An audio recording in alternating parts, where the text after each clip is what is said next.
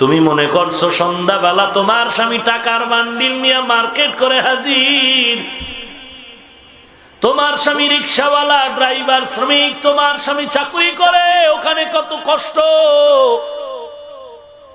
কত মাঝে মাঝে ঝগড়া করে, কত কিছু বকা বাদ্য শুনে। একমাত্র কারণটা কি মা?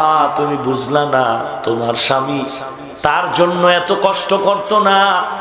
একটা মানুষ যদি একা একা চলার চিন্তা করে, কারো পাও ধরে চলা লাগে না, স্বাধীনভাবেই চলতে পারে, কিছু টাকা জমা করে।